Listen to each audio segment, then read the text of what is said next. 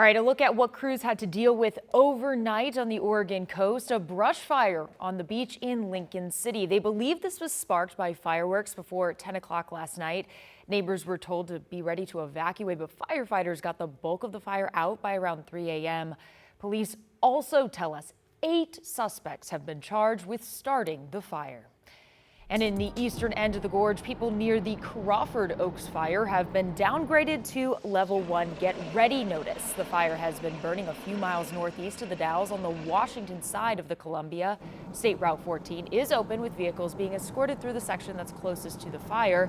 I-84 on the Oregon side, again, still a good alternate. So far, the fire has burned about 380 acres. And in Canby, firefighters had to put out a grass fire along Highway 99E. Crews say that the fire was sparked by fireworks reportedly thrown by some juveniles from a nearby bridge. Firefighters were able to extinguish the flames, and they tell us that to use legal fireworks only and dispose of used fireworks in a bucket of water. And of course, these types of fires are the downside of the 4th of July. But yesterday, local communities celebrated America's 250th birthday with parades and other family events. Jake Holter brings us a wrap of some of those celebrations. When I'm doing this, I'm going to blow my whistle. In the small enclave of Maywood Park Saturday morning, it seemed like more people were in the 4th of July parade than watching it. The community is the parade. Quick loop around a few blocks, but a perfect encapsulation of how Independence Day brings a community together. It gives the little kids a chance to be in a parade that probably would never have that chance. Down in Happy Valley, a parade on a much larger scale. Some of resident Deidre Cochran's kids are in the parade. I think once the kids are of an age when they can actually participate and kind of capture some of the excitement of the day, that's kind of what makes it all so fun for everyone. Some older kids on a float of their own as part of Happy Valley's Youth Council, sharing smiles and candy with the community. It's just really cool because we're like celebrating our amazing country, and it's a really big deal that it's been around for so long. It's just an amazing feeling.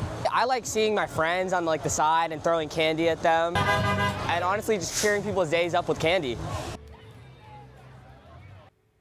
Jake Holter reporting there. And of course, the main event was the fireworks. Here's a look from our Rose City Sky camera showing one of Portland's biggest displays last night along the waterfront. This one capping off not only the 4th of July, but the Waterfront Blues Festival.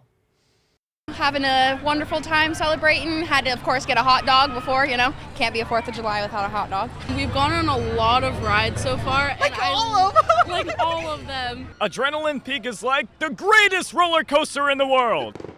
They're having a lot of fun. And there was, of course, as you heard, lots of excitement at Oaks Park last night. The amusement park stayed open late as part of the holiday festivities. At 10, it was the main event, another fireworks display from a barge on the river. One Oaks Park representative told us that they saw their largest post-COVID pandemic crowd. And one of the best parts of the 4th of July, naturalization ceremonies. In Seattle, 250 people took the oath of citizenship that they have spent years working toward. Their new citizenship required multiple applications, background checks, and interviews. The whole family's getting sworn in today. It's been a long journey, a long process. The world is crazy right now, and this is such a hopeful thing that people still want to be here and to be here permanently. These new Americans coming from every corner of the world. That includes 44 people from India, 20 from the Philippines, and 8 from South Korea.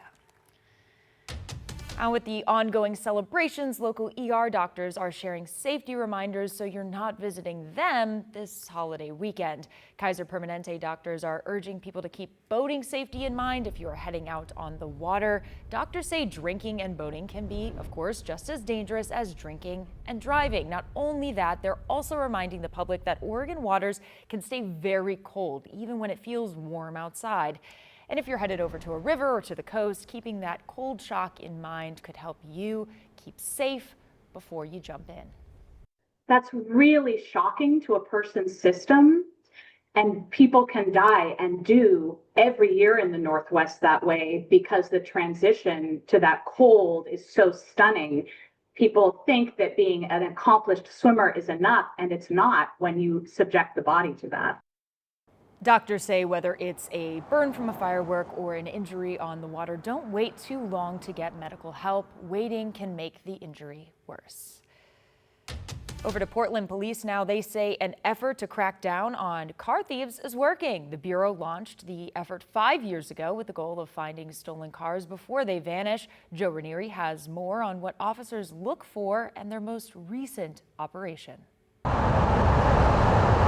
Stolen vehicles are often on the move within minutes. That's why the Portland Police Bureau's Stolen Vehicle Operation spends entire shifts looking for suspicious cars and tracking theft patterns across the city. So we have about 8 hours probably active in the field, but instantly we'll start to find vehicles that are stolen. Officer Michael Terrett is the lead officer for the program. That we look for patterns on stolen vehicles, characteristics, no license plate, broken windows, things like that help us pass on to our officers who run this to be very precise in their stops. Just last week, they were able to recover 8 stolen vehicles and make several arrests.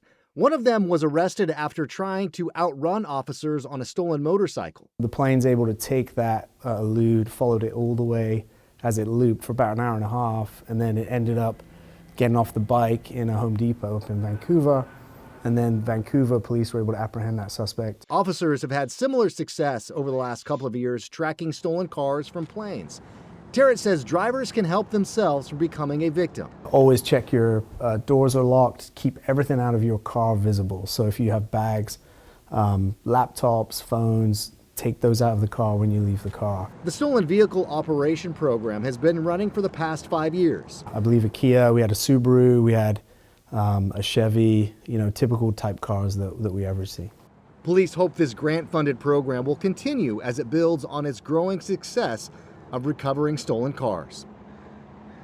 Now, over the last 9 months, there have been more than 2,700 vehicles stolen. Of those, nearly 90% have been recovered.